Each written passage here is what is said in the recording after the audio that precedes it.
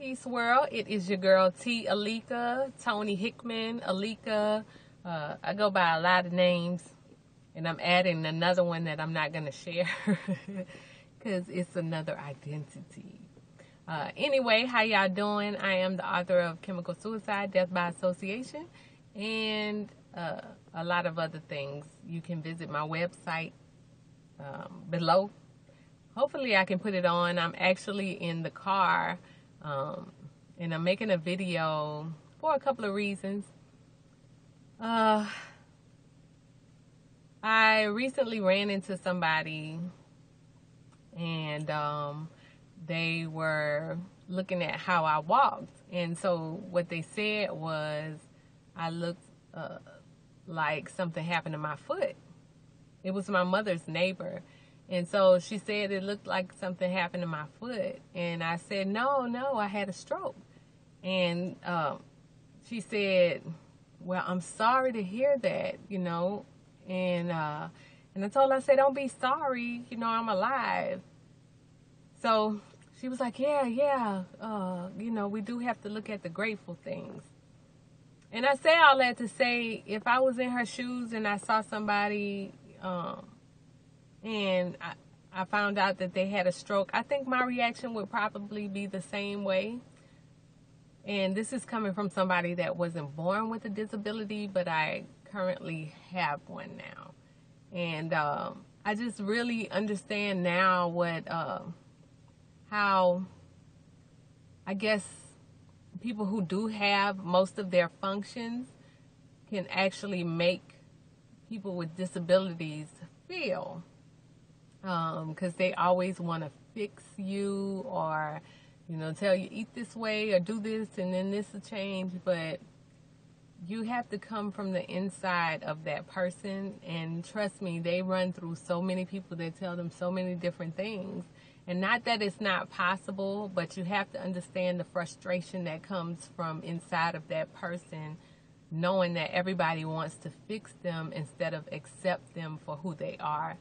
And I found that very interesting because as human beings, we definitely want to fix everything and everyone. But the reality is we need to fix ourselves, because some of us may even think we're not disabled and we are mentally disabled, or we have things that we need to fix, whether it is obesity, whether it's gossiping too much or judging people and putting them down, whether it's not lifting us up. We have so many things that we need to go in and fix. And I think that's something that we need to focus on more than anything. That's just my opinion. Another thing that I realized as well is, a lot of people have asked me why I stopped doing some of the things I've done. I must tell you, I have a freedom that is on me that is so peaceful now. I can't even explain it. Like, I didn't know leaving Facebook and, just kind of pulling back so I can go in on myself. I didn't know that these things would actually enhance my peace. And I'm not saying it's the right answer for everybody, because I have a homegirl that has been doing so well, and I am so proud of her with her projects and her. She makes pillows. Her name is, she goes by Nerd Girl Chic. Look her up on Facebook, because I think they just started a page. But she has been doing so awesome, and she operates very good on Facebook. It wasn't for me. I was doing a little too much, and so I think I ended up letting a lot of people down because I pulled back. And I pulled back because I realized that I was doing too much.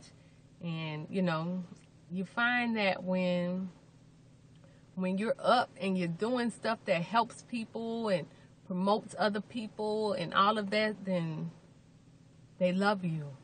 But when you pull back and you go in and you go through some things, that's when you find out who your team is. And I pulled back and I haven't come back. I have no plans on coming back. Actually, I don't. But I'm on YouTube. I mean, I love YouTube, you know. So I'm on YouTube. I'm on Google Plus. But I pulled back from the other mainstream, I guess, you know, social media sites. And to each his own. It's just me.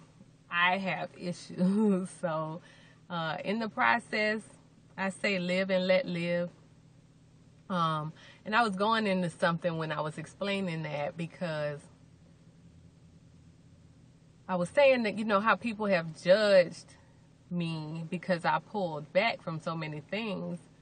But one of the things I realized, and I call it the cigarette mentality.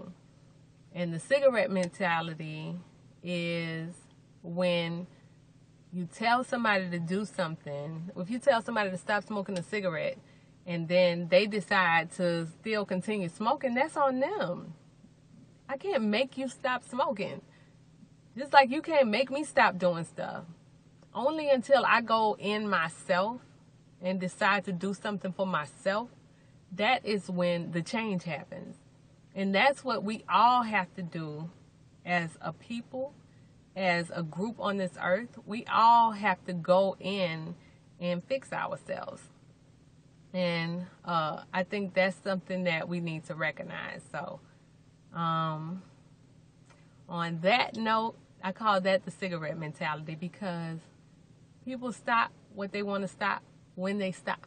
And I would be wrong to be mad at somebody because they changed or because they didn't decide to change. Like, to each his own. Can we grow?